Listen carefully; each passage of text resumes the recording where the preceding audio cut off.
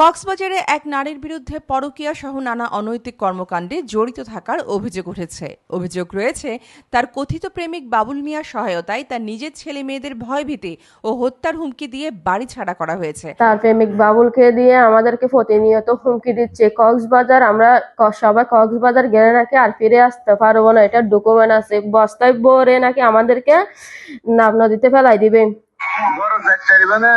এটা হচ্ছে ডকুমেন্ট। কক্সবাজারে একটা বাড়ি আছে, ওইটাতে যেন আমার আব্বু আর আমরা কেউ না যাইতে পারি, ওইটা এই জন্য আমার আম্মু এগুলো করাচ্ছে।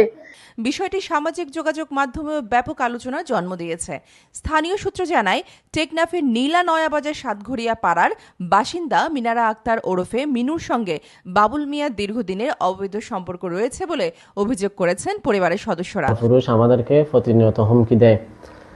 হুমকি দেওয়ার কারণ হচ্ছে আমার আম্মু বাবুলের সাথে পরকীয়ায় লিপ্ত অনেকদিন যাবত। আমি একজন স্টুডেন্ট, কিন্তু আমার ভবিষ্যৎ অন্ধকার। কারণ হচ্ছে যে আমার আম্মু পরকীয়ায় লিপ্ত থাকার কারণে আমার ভবিষ্যৎ অন্ধকার হয়ে যাচ্ছে। সবাই বলতেছে তোমার আম্মু এরকম, তোমার আম্মু এরকম, আমাদের মান সম্মান একটুকু নেই। ওই সম্পর্কের বিরোধিতা করায় মিনারার 2 ছেলে ও 3 মেয়েকে বিভিন্ন সময় মারধর ও গালমন্দ করা হয়েছে বলেও অভিযোগ রয়েছে। আমার আম্মু বাবুলের সাথে পরকীয়া করে যে আমরা এগুলো না দেখি মতো আমাদেরকে মারধর করে বাসা থেকে বের করে দিছে। পরিবারের দাবি, মিনারার আচরণ ও অর্থ অপচয় নিয়ে স্বামী আবুল মঞ্জুরের সঙ্গে প্রায় বিরোধের সৃষ্টি হতো। এ নিয়ে পরিবারের দীর্ঘদিন ধরেই অশান্তি চলছিল।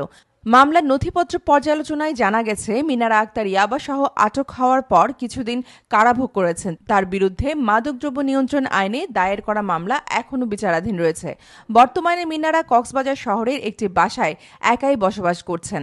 তার দৃশ্যমান আয়ের উৎস না থাকলেও বিলাসবহুল জীবনযাপন নিয়ে স্থানীয়দের মধ্যে নানান প্রশ্ন ও আলোচনা দেখা দিয়েছে। এই বিষয়ে সংশ্লিষ্ট আইনশৃঙ্খলা বাহিনীর পক্ষ থেকে অভিযোগগুলো তদন্ত করে প্রয়োজনীয় ব্যবস্থা নেওয়া হবে বলে জানা গেছে। সাইমা তানহা, নিউজ ডেস্ক, কক্সবাজার কণ্ঠ।